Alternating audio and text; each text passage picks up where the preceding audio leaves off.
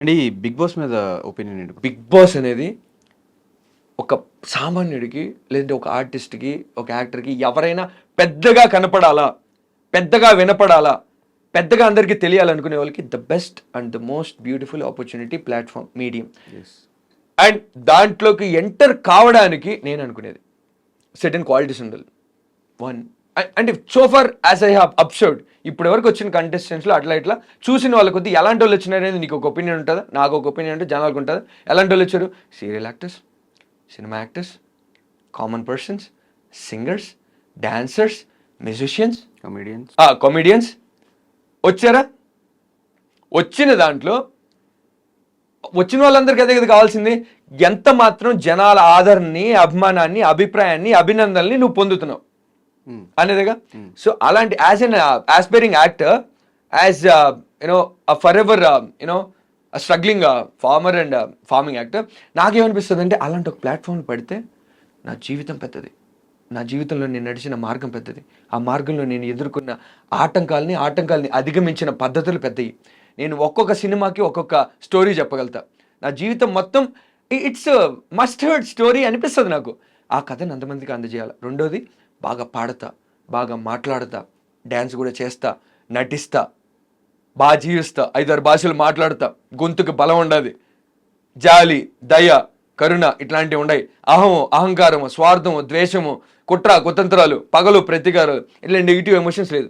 నాకు ఏమనిపిస్తుంది అంటే ఒక అబ్బా ఈడొచ్చాడ్రా, ఏమున్నాడ్రా, అంత ఫైర్ ఎవరు కలిగి లేదు. వాళ్ళు వెళ్తే ఏం చేంజెస్ చూడొచ్చు అంటే ఇప్పుడు అంత అనిపించలేదు కాబట్టి మీరు వెళ్ళుంటే ఏం ఉండొచ్చు, ఏం జరగచ్చు? మీకుండే మైండ్ సెట్ మేబీ వేరే వాళ్ళకి కొంచెం వేరే రకంగా అర్థం కావచ్చు. దానివల్ల ఒకటే ఎపిసోడ్ లో నెగిటివ్ అయి బయటికి రావచ్చు, అట్లా అని చెప్పి పాజిటివ్ అయి కూడా బయటికి రావచ్చు. పాజిటివ్ అయి కూడా కేటగిరీలో వెళ్ళొచ్చు. ఒకవేళ మీరు వెళ్ళుంటే మీరు అబ్జర్వ్ చేసిన బిగ్ బాస్ గేమ్ ఏంటి, మీరు ఆడదాం అనుకుంటున్న గేమ్ ఏంటి? I'm not a big observer or big watcher of this Bigg Boss, but I have huge respect towards Bigg Boss platform.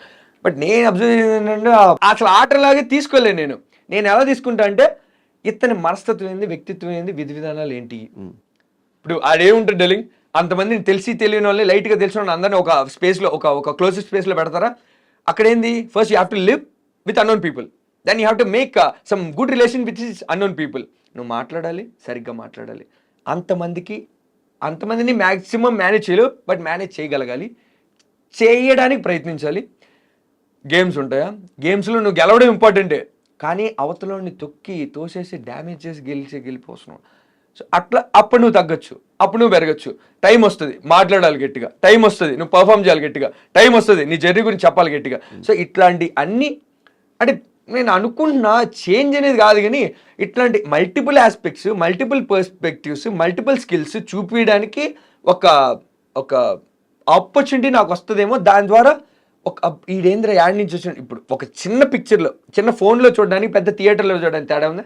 చిన్న ఫోన్లో నువ్వు నన్ను చూసావు, ఒక బిగ్ థియేటర్లో కోట్ల మంది జనాలు చూసి ఈడేందో కొత్తగా ఉన్నాడు రా, ఈడు ఎక్కడి నుంచి వచ్చాడు, ఒక చిన్న గ్రామం నుంచి వచ్చాడు, కడప నుంచి.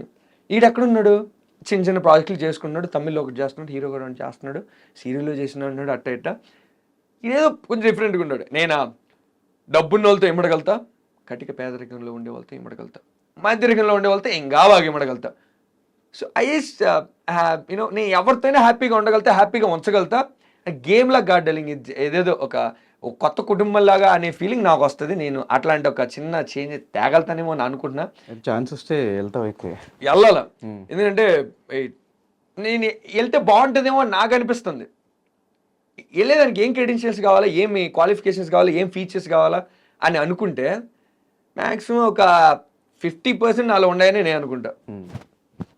ఆబ్వియస్లీ మాట్లాడే ఇది ఉంటే ఎందుకు వెళ్ళకూడదు? ఒకటి మాట్లాడాలి.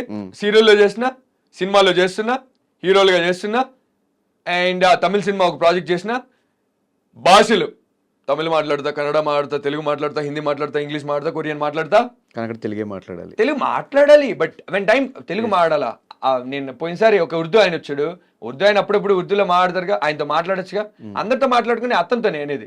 ఇప్పుడు సడన్ గా తమిళనాడు వెళ్తే తమిళ్లో నీకు అక్కడ ఒక తెలుగు పర్సన్ పరిచయం అయితే ఎలా ఉంటుంది, అలా అందరితో కలవడానికి నాకు బేసిక్గా ఉండదు, ఆ ఇది ఉండదు. ఉర్దూ మాట్లాడతా.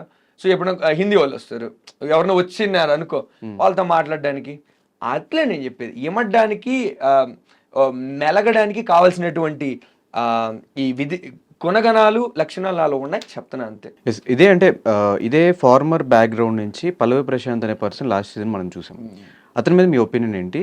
కొంతమందికి అతని గేమ్ నచ్చింది, కొంతమంది రైతు ఏంటి అనే వాళ్ళు కూడా చాలా మంది ఉన్నారు. సో అతని గేమ్ చూసిన తర్వాత అతను బిగ్ బాస్ నుంచి బయటకు వచ్చిన what is your opinion?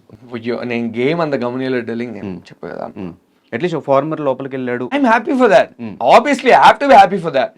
And ఆయన బయటకు వచ్చాడు, బయటకు వచ్చిన తర్వాత చాలా జరిగాయి, ఇవన్నీ చూసుకున్న తర్వాత నాకేమనిపించింది అంటే ఓకే యూనో ఆబ్వియస్లీ క్రేజ్ ఉంటుంది, బట్ దాని తర్వాత ఆయన దీన్ని ఎలా ఉపయోగించుకున్నాడు దాని తర్వాత నీకు అర్థమవుతుందా పాయింట్. బిగ్ బాస్ గెలవటం ఒక ఎత్తు అయితే అంత ప్రజాదరణ, ప్రజా ప్రేమని, ప్రజా అభినందనని పొందిన తర్వాత what's the next way of you getting forwarded with this whole thing.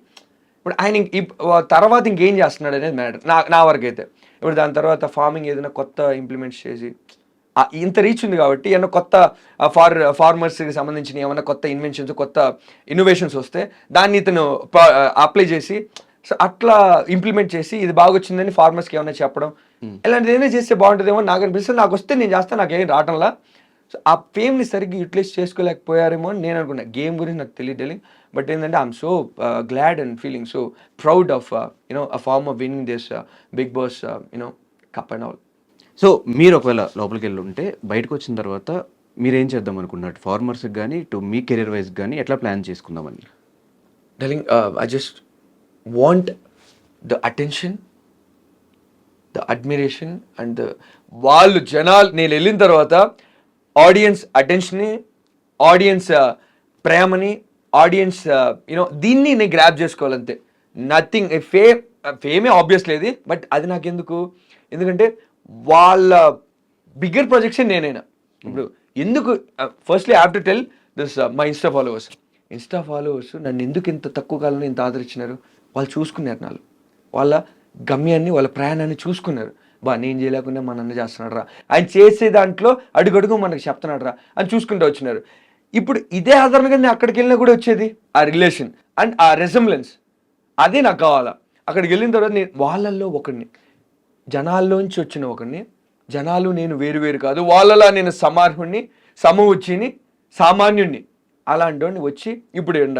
So వాళ్ళ కుటుంబంలో ఒకళ్ళుగా నన్ను ఫీల్ అయ్యి నన్ను చూసుకుంటే చాలు డలింగ్ అంతే. నేను ఎప్పటికీ అదే కోరుకుంటా, ఎప్పటికైనా అదే చేస్తా. వాళ్ళ కోసం నేనేం చేస్తానంటావా, డబ్బు పరంగా నేనేమైనా చేస్తాను లేదు నాకు తెలీదు, కానీ ప్రేమ ఏడ కనపడినా వాళ్ళలో ఒకటిగా, ఒక కుటుంబ సభ్యుడిగా. ఇప్పుడు డబ్బు ఇస్తే కొన్ని జరుగుతాయి, కానీ డబ్బు ఇకుండా ఉండేటి కొన్ని జరుగుతాయి. అది నేను చెప్తా.